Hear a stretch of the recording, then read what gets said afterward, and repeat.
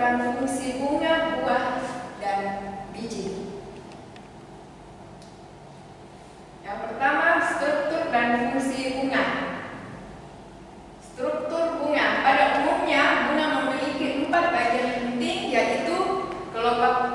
Yang pertama, kelopak bunga adalah rangkaian keluar berwarna hijau yang menyerupai daun sebagai pelindung dan disebut juga dengan daun kelopak bunga atau sepal. Yang kedua adalah mahkota bunga atau corolla, adalah rangkaian yang lebih dalam dari bunga. Corolla berwarna mencolok yang dinamakan petal. Warnanya yang mencolok berfungsi untuk menarik serangga untuk membantu penyerbukan. Yang ketiga adalah benang sari atau stamen, adalah rangkaian selanjutnya setelah mahkota bunga. Stamen terdiri atas kepala sari atau anter dan tangkai benang sari atau filamen. Pada kepala sari terdapat serbuk sari yang merupakan organ reproduksi jantan pada bunga. Yang keempat adalah bagian tengah dari bunga merupakan organ reproduksi betina. Organ tersebut berbentuk lembaran yang disebut daun buah atau karpel yang mengandung bakal buah atau ovari. Ovari tersambung dengan sebuah lorong yang disebut stilus. Stilus berakhir pada bagian seperti kanopi yang disebut dengan kepala putih atau stigma. Ovari mengandung banyak bakal biji atau ovul. Sel kelamin betina terdapat di dalam bakal biji. Bunga yang memiliki serangkaian kelopak bunga, mahkota bunga, benang sari, dan putih disebut bunga sempurna. Contohnya kembang sepatu dan bunga merak. Bunga yang tidak memiliki 4 rangkaian di atas disebut bunga tak sempurna. Contohnya adalah bunga melinjo dan bunga rosella. Pada kembang sepatu terdapat benang sari dan putih dalam satu bunga, sehingga disebut juga bunga biseksual. Bunga yang hanya memiliki benang sari saja disebut bunga jantan. Sementara bunga yang hanya memiliki putih saja disebut bunga betina. Bunga seperti itu disebut bunga uniseksual. Contohnya bunga mentimun dan bunga pepaya. Fungsi bunga. Yang pertama, berperan dalam reproduksi dan perbanyakan tumbuhan. Yang kedua adalah bernilai keindahan.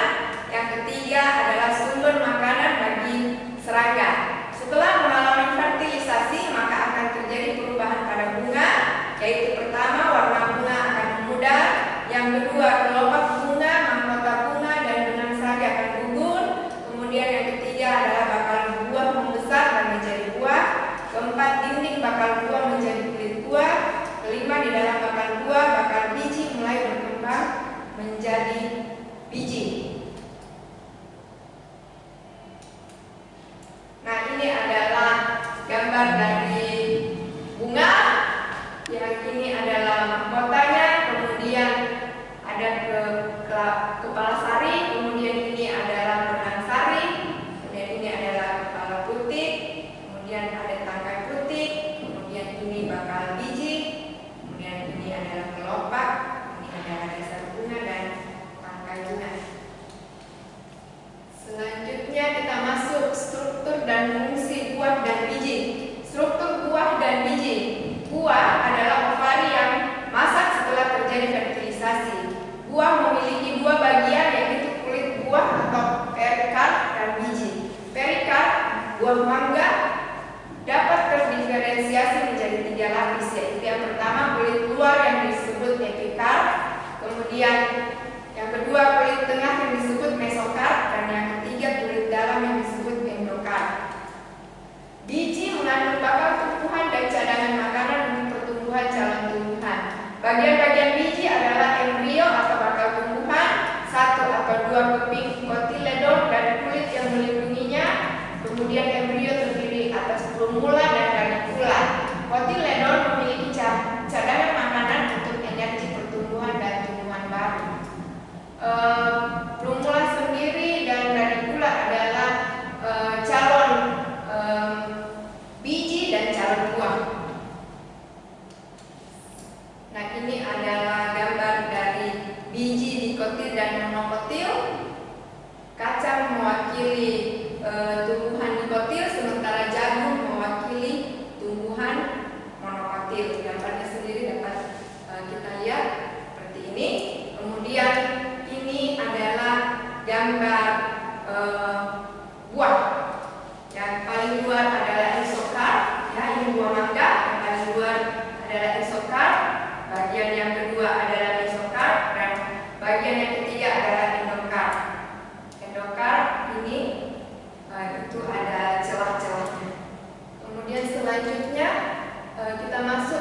fungsi buah dan biji.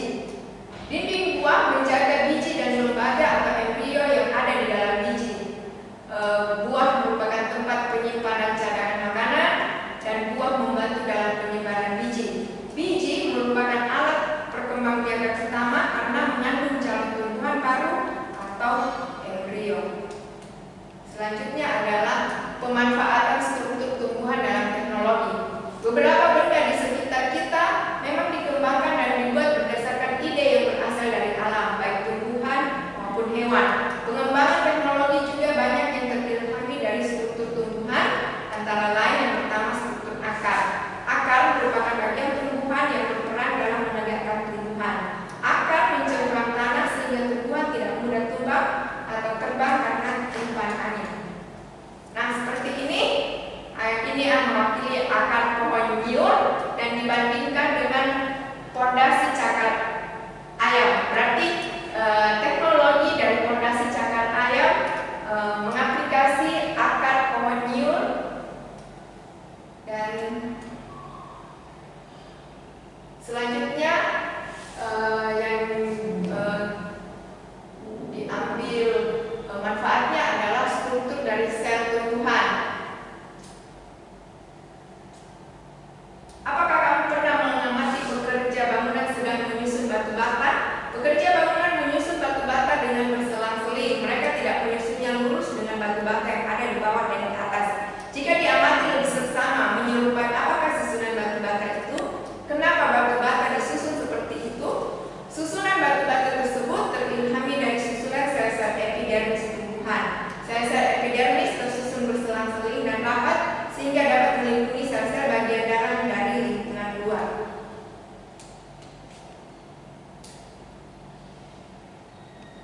Dengan susunan itu, masing-masing sel epidermis akan saling mendukung atau mengapit sel yang ada di atasnya atau di sampingnya. Jika tersusun lurus tidak berselang-seling, maka sel-sel epidermis akan mudah lepas dari bagiannya. Begitu juga dengan susunan batu bata. Masing-masing batu bata diapit oleh batu bata yang ada di atas dan di sampingnya, karena masing-masing batu bata memiliki gaya dorong dan gaya tekan sehingga terbentuk susunan yang kompak dan kokoh. Susunan batu bata tersebut membuat dinding tidak mudah roboh. Nah, ini adalah gambar dari susunan batu bata yang mengaplikasi susunan sel-sel epidermis tumbuhan. Kemudian kita masuk struktur daun. Daun merupakan bagian tumbuhan yang berperan dalam fotosintesis. Pada umumnya daun berbentuk tipis dan permukaan yang lebar sehingga memungkinkan daun menyerap banyak cahaya matahari untuk fotosintesis. Struktur daun tersebut mengilhami struktur panel surya yang dapat mengubah energi cahaya matahari menjadi energi listrik. Panel surya berbentuk lembaran silikon yang tipis dan lebar sehingga memungkinkan silikon dapat menyerap banyak cahaya matahari. Semakin banyak cahaya matahari yang dapat diserap, semakin banyak energi listrik yang dihasilkan. Nah, gambar dari panel surya sendiri adalah ini. Dia bentuknya lebar tetapi tipis. Kemudian kita masuk struktur akar penyokong. Pada tumbuhan beringin yang sudah tua sering memiliki akar penyokong, yaitu akar yang tumbuh dari cabang batangnya dan tumbuh ke bawah. Akar tersebut berperan sebagai pilar dan menyokong cabangnya yang besar dan berat.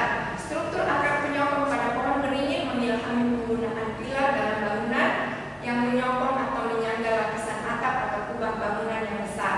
Beberapa contoh di atas merupakan sebagian kecil dan dari bentuk pemanfaatan struktur tumbuhan sebagai model atau ide dalam pengembangan teknologi. Alam di sekitar kita diciptakan untuk dapat dimanfaatkan dengan sebaik-baiknya. Tidak hanya dimanfaatkan sumber dayanya, tetapi juga dapat menjadi model dan memberikan banyak ide untuk perkembangan teknologi jika kita melihatnya dengan cermat.